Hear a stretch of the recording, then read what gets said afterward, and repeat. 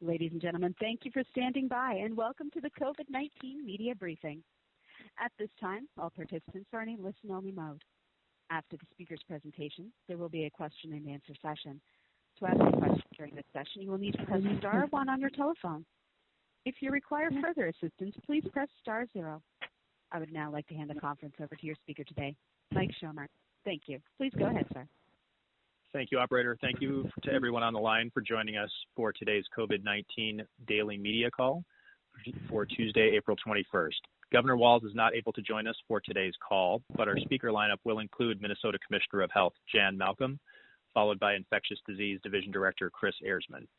We also have Health Regulation Division Director Michelle Larson on the line to provide more details about how the state works with long-term care facilities to prevent COVID-19 infections and to deal with cases when they do happen. Following the opening comments from Commissioner Malcolm and Directors Ehresmann and Larson, we will open it up for questions from reporters. With that, I will turn it over to Commissioner Malcolm. Thank you, Mike. Good afternoon, everyone. Just to start, as usual, with the quick situation updates globally and nationally first. As of early this morning, the global total of cases was nearly 2.5 million and 171,000 deaths. In the United States, we were rapidly approaching 788,000 cases and 42,364 deaths. In Minnesota, we are at a new lab-confirmed total of 2,567 cases, an increase of 97 from yesterday. So these last number of days, we've been on kind of a similar pace of daily increases. We had also 18 deaths reported since yesterday, but we also learned that one of the deaths had been reported in error. So our net increase was actually 17, bringing us to a new total of 160 deaths in Minnesota, which we are every day sorry to learn and think about the loss of those loved ones. This new set of 18 deaths includes 16 in Hennepin County, 1 each in Ramsey and Washington. Again, 14 of these 18 deaths occurred in residents of long-term care facilities, which is, again, part of the reason that we're going to give some additional focus to that topic today. The total includes 3 people in their 90s, 9 people in their 80s, 2 in their 70s, and 4 in their 60s. As of today, 1,254 patients have been released from isolation. There are currently 237 patients hospitalized, 117 of those in intensive care. There was no net increase in hospitalizations yesterday, so it appears that for the most part there were folks moving from intensive care into regular medical surgical beds. I think with that, perhaps I'll just remind that we do have a large number of long-term care facilities in the state with at least one case, whether that is a healthcare worker or a resident. And as Kris, I'm sure, will detail, we've been closely tracking the situations in these facilities and surrounding a facility with even one case with some additional attention and resources. So I will, I think at this point, pass it off to Kris Ehresmann, and then Kris will pass it to Michelle Larson. Thank you. Thank you, Commissioner. As you're aware, and as we've talked about on prior briefings, we know that residents of congregate care settings, or those in assisted living, nursing homes, group homes, are at very high risk of severe disease due to COVID-19 because of their older age and medical conditions.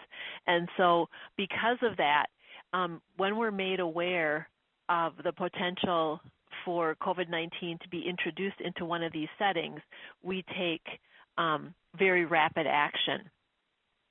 But even before we had cases identified in congregate care settings, we had been proactively working with leadership in these facilities. So since March 4th of this year, we have been having weekly calls with long-term care facilities and provider organizations to relay up-to-date information about recommendations, what's going on with the outbreak, any changes in guidance from the Department of Health or CDC, including guidance from our Health Regulation Division. And so we have a call today, this afternoon, and I can tell you that our most recent call was attended by almost 1,500 participants. So these are sought-out calls. When we're notified about a confirmed case of COVID-19 in a congregate care setting, we initiate a comprehensive investigation. We start by having a call with administrators and clinical staff of the facility, as well as representatives from the Department of Health, from our surveillance, infection prevention, healthcare worker exposure work groups, et cetera. And so initially, our goal is to do an extensive case interview to learn more about the case and who their contacts may have been, so that we can identify potentially exposed residents, staff, and healthcare personnel. And we have developed guidelines for these resident healthcare personnel and staff contact tracing, as well as guidelines for assessing the type of exposure that someone may have had, all based on guidance from CDC. And based on these investigations and interviews, we will make recommendations for isolation, quarantine, and or work exclusion. So this is all part of the initial assessment. One of the other things that we do with the facility is we go over infection prevention and outbreak control measures. And this includes things like isolating ill residents, or if it's not possible to isolate a resident in a private room, to make sure that we are cohorting ill residents together. We also make recommendations for quarantine of exposed residents, so that residents who may have been exposed to a case are also kept separate for 14 days in case they would develop symptoms. We go over the type of precautions that the facility should use when caring for these patients, these residents, universal precautions, droplet precautions, and we also talk about the type of personal protective equipment that should be worn when caring for ill residents. We recommend universal masking for source control, and you've heard us talk about this even in the non-healthcare setting, that we all can wear masks when we're out and about as a means of source control. That is, limiting the opportunity for the wearer to share droplets with the people around them. So we do recommend that also in the long-term care setting. We make sure that visitor restrictions are in place and that group activities have been canceled. And this has taken place in just about all facilities, but we have, we check on this because we have identified some, that may have missed that recommendation. And then we also provide guidance on disinfection and cleaning.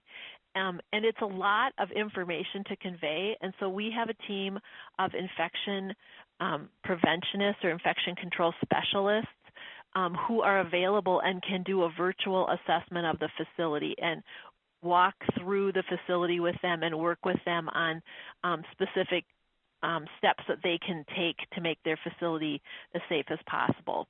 We also provide tools on monitoring of healthcare workers, making sure that they're assessing both their healthcare workers as well as their residents for potential symptoms of COVID-19.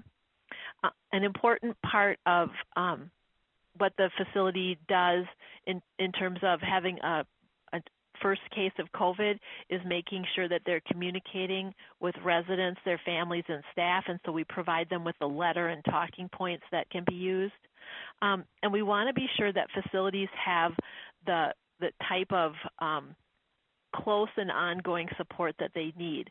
So each facility that has an outbreak is assigned to a nurse case manager, and the nurse case manager works with them daily in identifying ongoing issues. If they have questions or concerns about infection control, personal protective equipment, staffing issues, any of those things, the case manager is the link back to the multiple teams that we have, the healthcare worker team, the infection control team, the EPI team, as well as they serve as a link to our State Emergency Operations Center, which Michelle is going to be talking about. So they end up being the boots on the ground for the facility so that they have a single point of contact within the agency and can be easily connected to whatever resources that they need. More recently, we are helping facilities, in addition to dealing with a case in a resident, a staff member, a contracted staffer, we're also helping facilities address the safe transfer of patients with COVID-19 to their facility. So there are situations in which an acute care setting needs to transfer someone who has had COVID-19 into a long-term care situation, or there's been a need to transfer between facilities. And so we have some facilities where there has not been a case, but they have the space and the staffing and PPE that's needed to be able to accept a resident. And so our nurse case managers are also assigned to these facilities to help them navigate that transfer. The goal is to ensure that these facilities have the tools and resources that they need so that they can safely care for these new residents. That gives you an overview of the kinds of things that we're doing on the outbreak response side. But what we found is that we need more resources and we need to do more forward thinking. And so I'll turn it over to Director Michelle Larson to talk to you more about that type of work. Hi, everyone. Thanks, Kris. This is Michelle Larson. I'm the Health Regulation Director at the department. And going off of what Kris said, we really look at it once we get to past this point of that initial response as a two-pronged planning approach. So there's this current response that Kris just talked through, and I'll extend off of that. And then we have more of a long-term planning that we're trying to do as well. So the Minnesota Department of Health is also part of the State Emergency Operations Center. And I'm the lead for the long-term care work within the SEOC, which is the acronym for that I'll continue to use. So as the case manager and the EPI team continue to be the conduit back and forth to the facility, they will reach out if something is starting to brew, if it's getting to be a bigger issue than maybe what the facility can handle. And that can happen pretty quickly. They are often working with local resources or maybe the emergency manager or local public health. But if things start getting worse, for an example, if there's a major staffing problem at the facility where staff are becoming ill, they may call out and ask, what can we do for staffing for this particular facility in this particular area? So the SEOC may be called to help plug in the right connections to help them with their particular resources. The SEOC role is not there to fix everything for the facility along the way for every part, but to be a conduit back to resources that could possibly help. A lot of the times, obviously, state or local government agencies may be able to help with this, depending on what it is. Currently, in order to help with immediate response, where we see a facility really starting to be overwhelmed, the SEOC is building out a crisis team model. So we're starting to do that now, like where Kris said that they're calling back in for help, and we're building out a more formal model of this, made up of local and state staff. So once we get that notification by a case manager and that EPI team, a crisis response team could be out there for only about 3 or 4 days, just to be on site to help the facility administrator and local partners identify areas that could assist. It's important to understand that there's a lot of different types of long-term care facilities around the state, and depending on what their outbreak is at that time, they may be having different needs. So not one size fits all for this scenario. So to really get a team out there and help them immediately is helpful to them. Another immediate help for long-term care facilities that we are putting together in SEOC is an information line just for long-term care. That's different than the MDH hotline provider line. This is a type of phone line that's tied to 911 and 411 for these long-term care facilities so that they can get help with a specific need if they just have a question or they can't get a hold of somebody that they need to get a hold of, because we really want to round out as much response for them that we can at all hours of the day, all the time.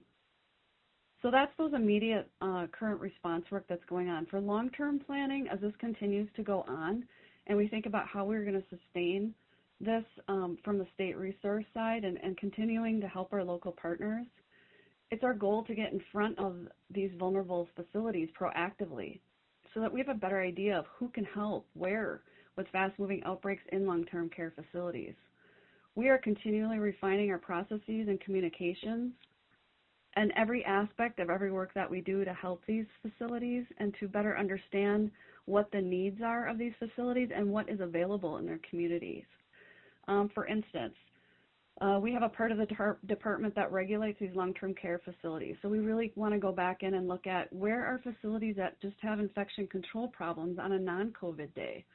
What facilities haven't been surveyed in a long time, and really go back and proactively contact them and get out there and try to help them before they have an issue that gets out of hand and they really have a crisis overnight. Mike, that's about it. I can turn it back over to you if there's questions. Great, thank you. Operator, I think we're ready to take questions. At this time, as a reminder to ask a question, please press star followed by the number 1 on your telephone keypad. Your first question comes from a line of Ehresmann with WCCO. Your line is open. Hi, thanks for taking my question. Since today is focused on long-term care facilities, we just want to elaborate on families that may have been thinking about putting a loved one into a care facility and are perhaps holding off on that. If this does go on for, months on end or until we get a vaccine, what is the recommendation for families who may have a loved one who should be in that setting, but they're kind of hesitating to put them there? What's the recommendation for families like that?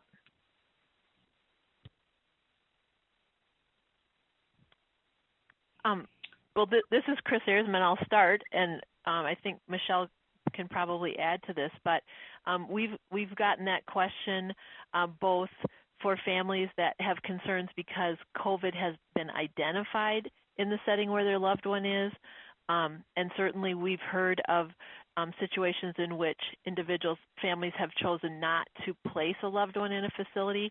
And our recommendation is that obviously it's a decision that the family has to make, but it's important that they make sure that their family member has access to all the needed services and cares that they require. And oftentimes, long-term care facility is the best way for that to be provided. But I'll let Michelle comment as well. Thanks, Kris. And again, going a lot on what Kris said, it depends on the facility, what capacity they have as well. We certainly don't want families to feel, if they have a loved one that's in a condition that they're unable to take care of at home, we would certainly want to encourage them to find help for that. But we can't have facilities not accept new clients. So I think it just really depends on the case by case in the facility.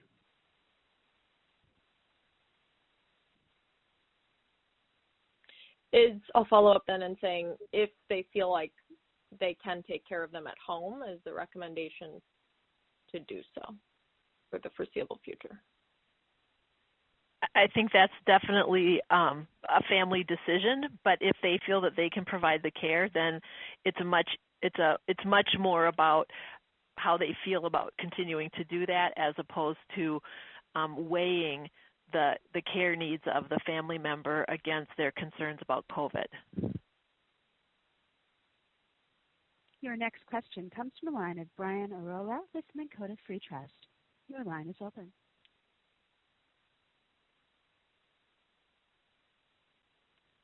Brian Arola, your line is open.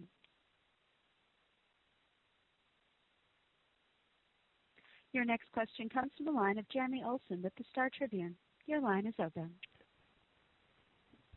Hi, I guess I had a question that jumps back a little bit from the long-term care lens specifically. It's wanted to ask more of a progress report question, maybe for the commissioner, on where we are at, because the messages can be mixed to people right now. I mean, there's no exponential growth in cases, but then we had 17 deaths today. We hear about chance of testing as many as 5,000 per day, and now our daily testing numbers are actually down. We open businesses, then JBS shuts down. You get the point. There's progress, and then there's, we seem to go 2 steps forward and 1 step back, and it creates some confusion in the public. So I just love your assessment on where we are at in meeting our goals and dealing with this right now. Thanks, Jeremy. This is Commissioner Malcolm. That's a very fair and very good question, and I think you're absolutely right. This is not a simple situation where everything is going to be necessarily going all in the same direction at the same time. I think we are going to have to learn how to manage this and how to live with this in different stages, in different ways, at different times. And I think you're going to hear more in the coming days about kind of the framework in which we need to think about the stages of this and what might make sense when. I get the point that it seems contradictory to say this is a stable situation, although it's clearly continuing to grow. Every day we see more cases, and sadly every day more deaths. I think, and I'll invite Kris to comment too, from the standpoint of, it's not that the epidemic isn't growing, it's that it's growing so far in a measured way that is not exceeding our capacity to respond, either to respond with very quick and thorough case investigations that help us to continue that work of identifying cases, identifying the contacts of cases, and still working to try to help contain the spread of the epidemic by the classic public health measures of case investigation, isolation, and quarantine. So when we say it's a somewhat stable situation, it means we're able to do the things that we have the ability to do to kind of keep it in check, so to speak. And certainly the healthcare capacity question that we keep talking about, we're closely monitoring the rate of growth in the cases versus our ability to keep pace with that on the healthcare side. And clearly that is still in quite good shape in terms of the capacity to deal with the needed hospitalizations. The issues around certain environments that would be vulnerable to more rapid spread, and I think Kris made this point yesterday in the briefing, the same kind of phenomenon and dynamics that we've seen in any congregate setting, any setting of close quarters, whether that be a long-term care facility, a homeless shelter, an incarcerated population, or some kind of large, highly concentrated workplace settings, needs special attention. And I think part of our challenge is to get better and better at rapid response, as Kris was saying, to really kind of have the systems lined up in advance, because we know this is going to continue to happen, that we'll have hotspots in a local community or hotspots in a particular setting that we'll want to really surround quickly with as thorough a response as we can. So we still feel that while we're always can get better and working to get better, that we're making good progress on growing our capacity to meet the needs of the epidemic as it continues to grow as well. We talk about things like the doubling rate of the cases, and that's been kind of remarkably stable. Yes, it's growing, but it's kind of growing on a pace that we think we can manage. But I would invite Kris to say more about your perspective, Kris, on this. Yes, sure. Thanks. I think what I'd like to emphasize that the commissioner said is that while it may seem that we're in a lull right now and everyone's waiting what's going to happen with the shelter in place and We know more is more. We're going to see more cases. We absolutely know we're going to see more cases. But what this time frame has allowed for is that while we're seeing a lot of cases, as we said, in these congregate settings, it's allowing us to deal with these situations. So we're dealing with long-term care. We're making sure, as Michelle indicated, that we're standing up resources in the State Emergency Operations Center. Certainly, we have been preparing for the potential for a pandemic for a long time, but even as we implement the things we thought we would need to do, we're learning about more things that we can do to make our response better. And so in this interim time, we have had the opportunity to work on these long-term care situations and stand up additional resources that we can use to respond going forward. Even with this situation with JBS, it's an opportunity. We're responding there, but it's also an opportunity to take lessons learned and apply those across the state in other facilities very much like that, so that we're learning and growing even as we're implementing the plans that we had in place at the beginning of this pandemic. We're enhancing them. And so this time frame where it seems like it's potentially stable, we know there are going to be more cases, it's allowing us to address some of these congregate settings in a more meaningful way, so that as we move forward with opening up society more, that we're in a much better place to deal with and address the additional cases that we know that we will see. Quick follow-up then on one of those kind of oddities in the numbers, though, is, we had a lot of confidence and talk about increased testing, but the numbers keep ebbing down ever so slightly in the last few days. We'd be expecting to see more testing now, wouldn't we? And if the tests are going down, testing amounts going down, why? Well, thank you. Yes, and thanks. I forgot to address that part of the question, Jeremy. This is not a complete answer by any means, but one of the things we've discovered is that there's been a gap in the data, and one of the significant systems has not been reporting lab data. So there's actually an undercount in the data, but so I don't think it's falling as much as it has looked like it is, but it's not growing as fast as it needs to be, and that is something we're working very hard on. I mean, we've been talking for some days about kind of a general approach to how can we be better coordinated across all the different individual systems that are doing testing, and how can we knit that together in a more cohesive way that would allow us to fill in those capacity gaps in real time. And we've just been getting increasingly detailed about that plan and that strategy. So you can, as the governor has said, you can expect to hear more in the very near coming days about the specifics of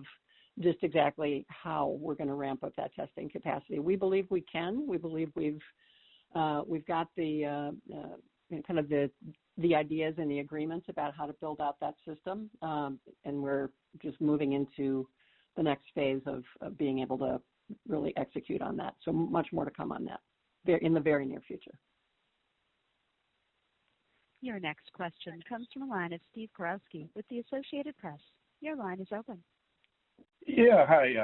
This is Steve Karnowski at AP, and I'll have a follow-up on this. But sorry to hear. I just had to scroll back to something. It's with nursing homes and other long-term care facilities, are we actually doing testing of all the residents at these? I mean, if we are, what's involved and how it's done?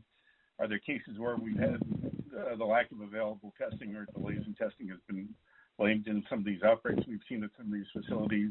And conversely, have we seen cases where getting tested has helped nursing homes or other congregate facilities avoid wider problems? So, Kris, can you take that? Go ahead. Oh, yeah. Did you want me to, or did you? Yes, please. No, go okay. ahead. Thank you. I'm sorry. This is the challenge of multiple locations. Sometimes we don't hear as well as we'd like. We are doing testing in some facilities. They have done extensive testing. They've had the capacity to test many, many residents. And in those facilities, we see lots of cases. In other facilities, they have had more challenges in having adequate testing capacity.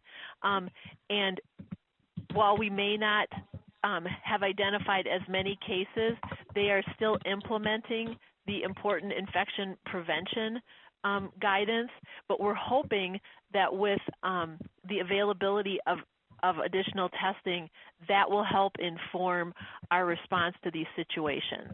So in some facilities, they have had the capacity to do additional testing. In others, less so. But the guidance that we have for many of the recommendations for infection prevention, they can be implemented, in the absence of those test results.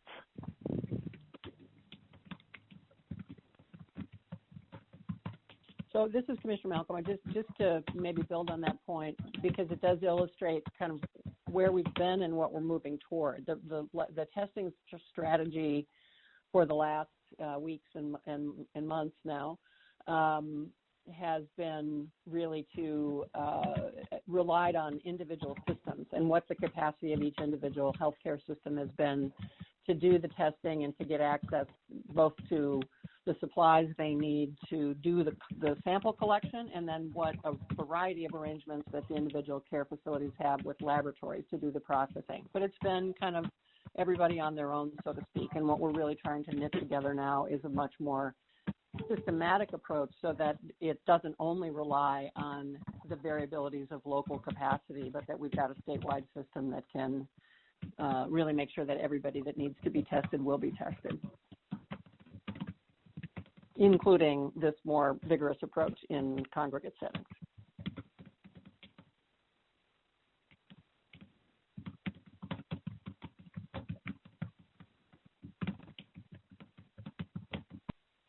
Your next question comes from the line of Tom Hauser with KSTP-TV. Your line is open. Hello, Commissioner Malcolm. A quick follow-up on the testing situation. People are very frustrated because they keep hearing about the 5,000 tests a day. It's coming, and I know you said it sounds like there will be some announcement about that imminently here in the next day or two. But people are understandably frustrated even when they hear about a plan maybe in the next day or two about whether it's actually going to come to fruition. And I know the Senate has a hearing today where they're going to hear from the Mayo and U of M. What are they likely to hear today? What are the lawmakers likely to hear? And why should we be confident that when we hear there's a plan in the next day or two that this testing is actually going to start ramping up? Tom, it's a fair question, and I get that people are frustrated because we've been hearing the goal is to grow testing, but we haven't seen it really materialize, and it's been one thing and then another thing about the reagents and the swabs and the personal protective equipment. But again, I just harken back to the prior comment about what we've seen is a real patchwork quilt of a mismatch between where there's need and where there's supply, and every system's kind of been on its own. And so what I think, I'm not sure what you'll hear in the legislature today, except that I think you'll hear from both the university and Mayo, and I don't know if other systems are commenting as well, about what they've been doing to add capacity and to build their own new methods that are less reliant on the same supplies that are hotly competed for globally. So some of it's been the development of new testing assays, new ways of different chemical combinations to be able to do the testing, and it's very important that those tests be of high quality.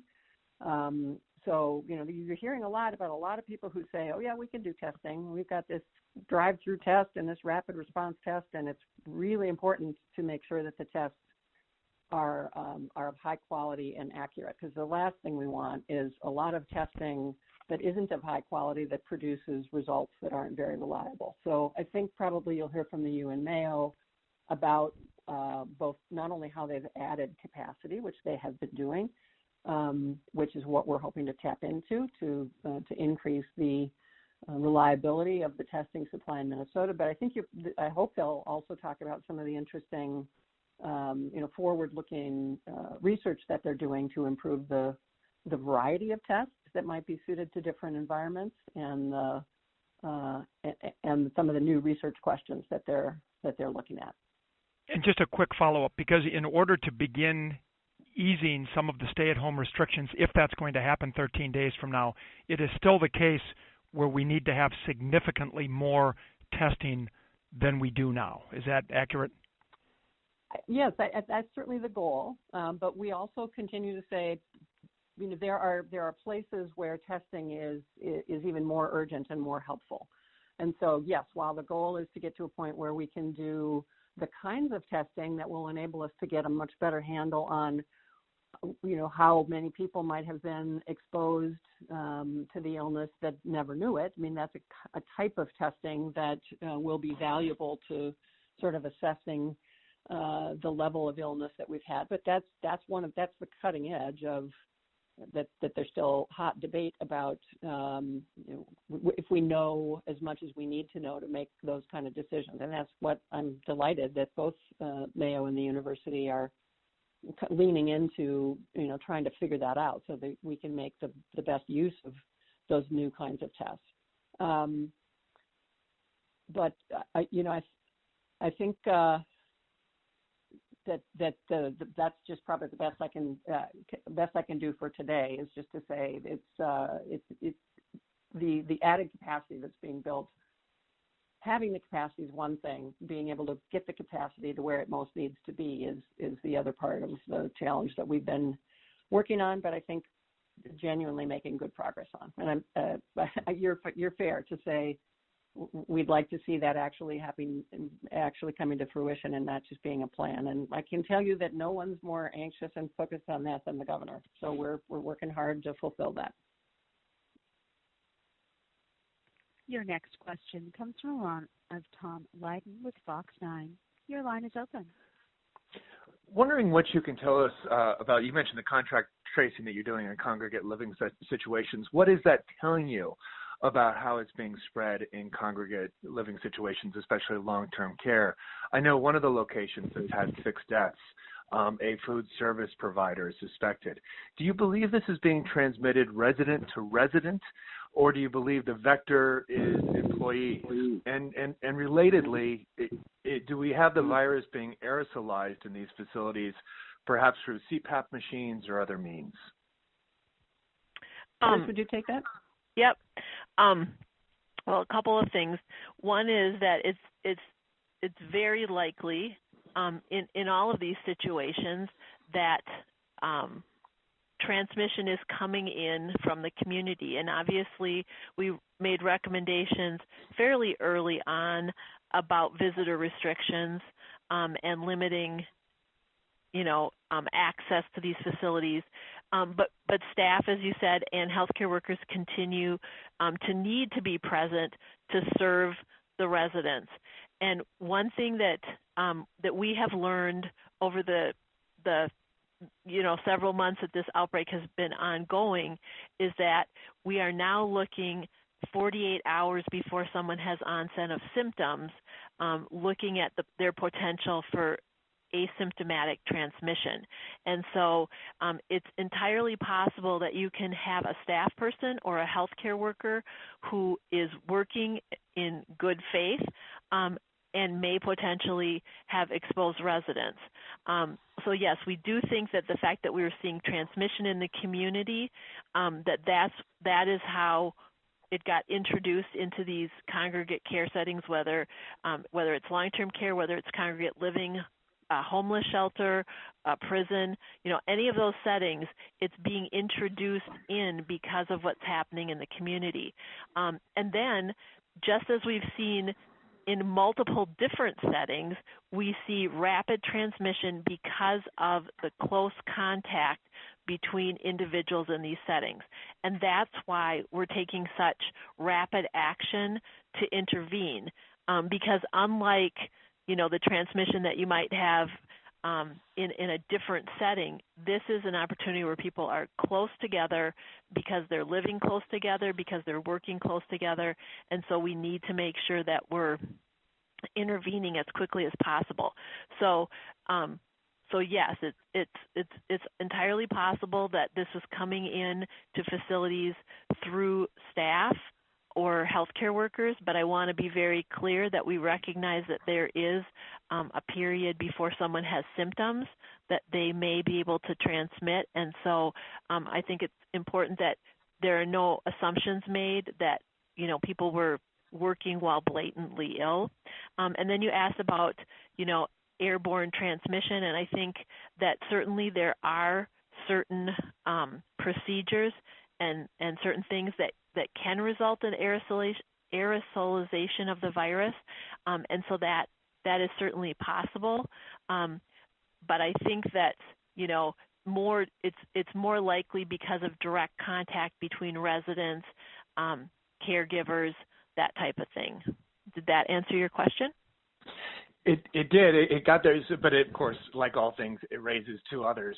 My question is, if we believe we have asymptomatic spread that is coming from people who may be working at the facility, just as a possibility that that's an inroad, are we doing any testing at that point with a pulse oximeter? Because I know that that's been suggested as perhaps an early warning before people are actually, even with low symptomatic, we may see something in terms of blood oxygen saturation level. And relatedly, are we doing that for the residents? Because I know there is some belief that some residents in congregate care are getting to the hospital too late, that by the time they have shortness of breath, we've lost that battle. They're getting on ventilators and they're not making it off, that we aren't looking at the blood oxygen saturation level early enough and getting them to the hospital early enough. And just one final thing, you mentioned that you're looking at those congregate living facilities with previous infection problems. Have you noticed a correlation between the two? In other words, a place with lots of COVID infections that prior to this also had a poor infection record. Okay, and then I'll take the first one, and I'll ask Michelle to take the second one, and yes, and I think you've used up your one question. But in terms of pulse oximetry, yes, we've talked about that. In fact, we were just discussing it in our morning meeting, that could be a useful tool. It's not something that's been implemented on a widespread basis at this point, but it is something that we've talked about because of the data that you suggested. I think, as the commissioner indicated, we'd like to see more widespread testing, and when that becomes available, that will also help inform decision making and making sure that cases are identified very quickly. And I'll let Michelle talk about correlations between past record and COVID. Sure. Could you restate your question though for me?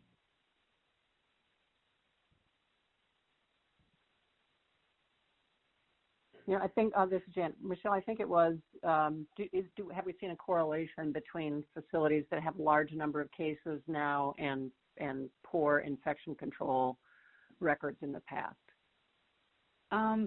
So thank you for that, Commissioner. In some of them, we haven't done a full analysis of that. We are really analyzing what we have now for facilities. For some that have had bigger outbreaks, some recently have had surveys, and their infection control visits from the health regulation side were fine. And then they ended up having an outbreak not long after that. So it's still varied for what we're seeing, but that's part of our long-term planning, is to really get into that and to look at that correlation ongoing as part of our long-term planning.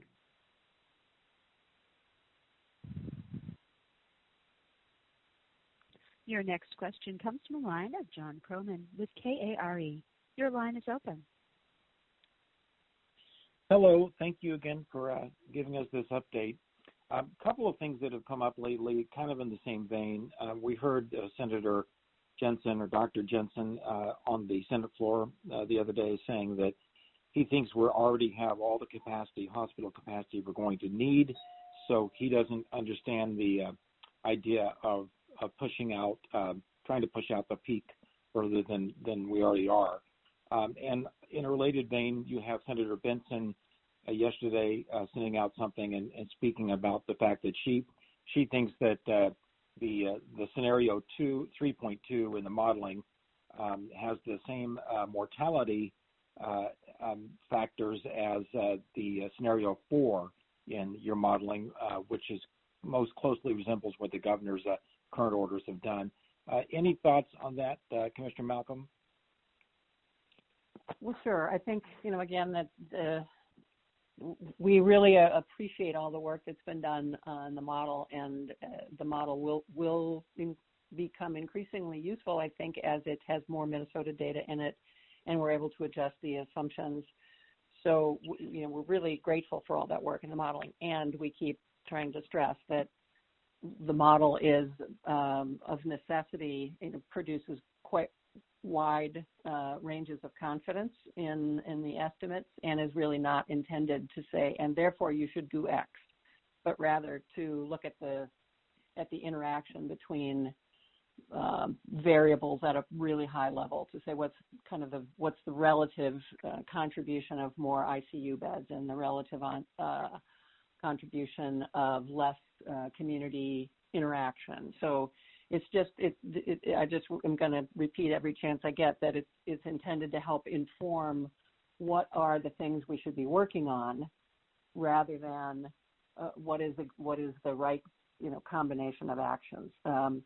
All that said, we're certainly mindful of the fact that we have, and glad about the fact that we appear to have made some real progress with slowing the rate of growth and using that time well to build up healthcare capacity. We are feeling like we've made good use of the time. What does that mean we should do next, I think, is the subject of a lot of discussion right now and a lot of different variables. The national guidance, including from the White House, is that you don't reopen, you don't loosen stay-at-home restrictions until you've had 14 days consecutively of decline, and not just slowing growth, but decline in the number of cases. So by that measure, which seems to have a fair amount of national concurrence, we are not ready to reopen.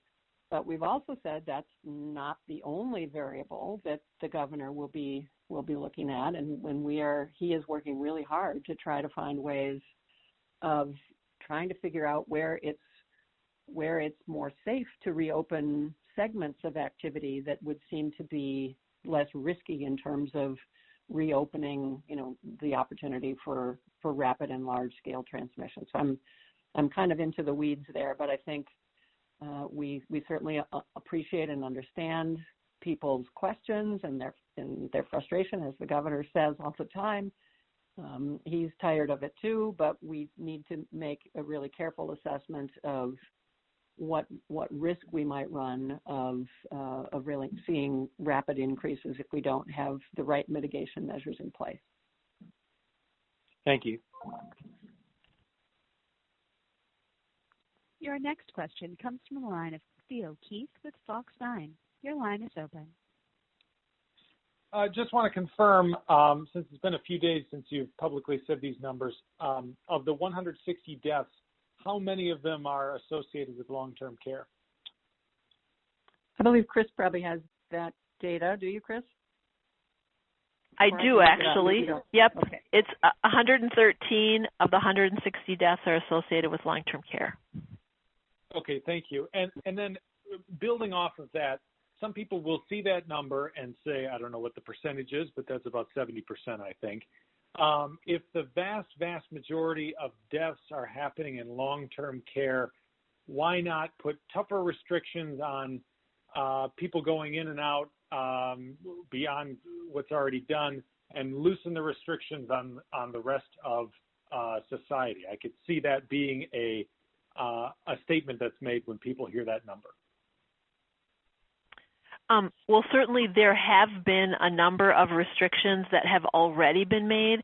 I indicated in my comments that we were checking to make sure that all facilities had implemented visitor restrictions and limited group activities, but that recommendation was made a number of weeks ago, so that has been done. The challenge is that there are a number of individuals who absolutely must be going into these facilities because they provide care, because they're providing meals, any number of services. And so that becomes the challenge, that we cannot absolutely lock them down from interaction with the community simply because the caregivers and staff will need to be visiting the facility. But it's a fair question, and I don't know if the commissioner wants to comment any about that. Yeah, I would actually, just to point out that while yes, it is the case that a significant number, a majority now of cases deaths are associated with long-term care residents and the elderly in general. It's important to track the fuller picture of all the cases and all the hospitalizations. Long-term care residents actually make up a much smaller percentage of all cases hospitalized. So it's important also to know that there are a lot of people in the hospital, including in intensive care, in very serious condition that are not associated with long-term care.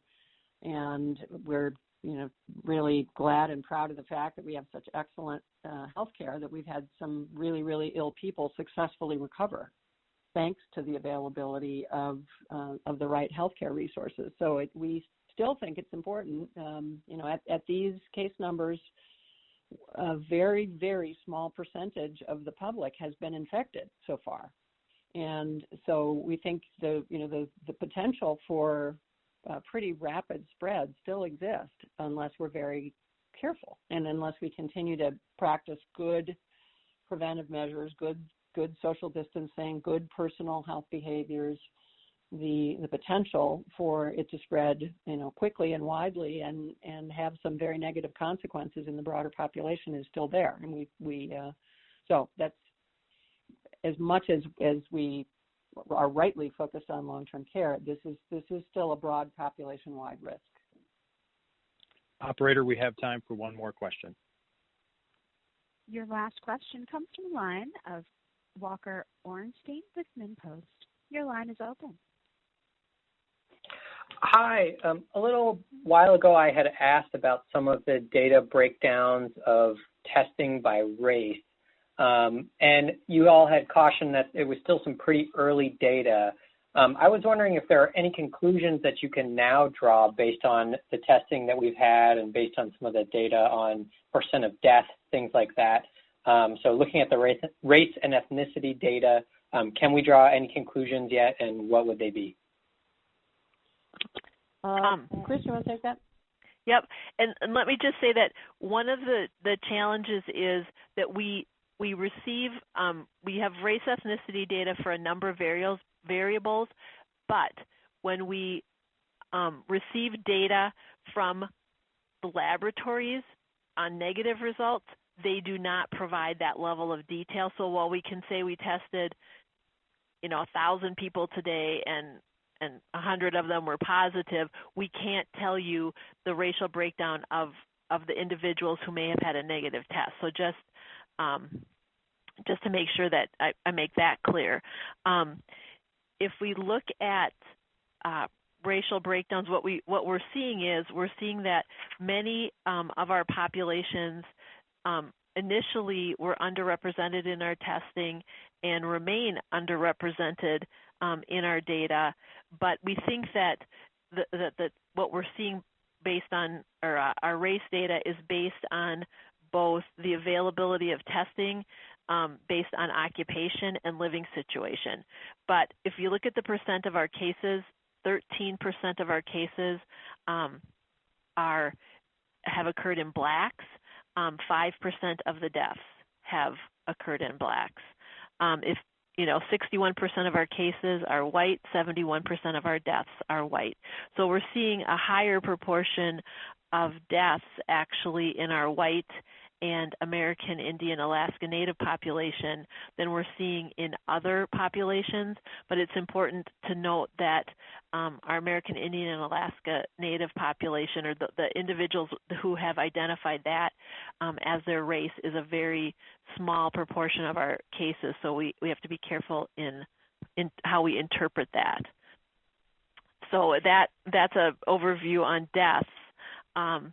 But certainly, we're seeing an incidence rate in our populations of color that are higher in our Black population, that's higher than what we're seeing in our white population. And just to kind of conclude by making a point we've made previously, is this needs to be a continued focus and continued outreach into the communities that we know are more vulnerable for serious disease because of the existing health disparities and health inequities in all the range of illnesses that tend to make a person more vulnerable to more severe disease. So this remains a really important thing for us to be not only watching the data, but proactively working with those communities who we already know are suffering health disparities. So thank you very much. And Mike, I think we're going to wrap it there. Yes, thank you, Commissioner, and thank you to everybody for joining us for today's call. If you had a question you weren't able to ask, please feel free to reach out to MDH Communications this afternoon. The number is 651-201-4989. Thank you very much. This concludes today's conference call. Thank you for your participation. You may now disconnect. You may now disconnect. You may now disconnect. You may now disconnect. You may now disconnect. You may now disconnect. You may now disconnect. You may now disconnect. You may now disconnect. You may now disconnect. You may now disconnect. You may now disconnect.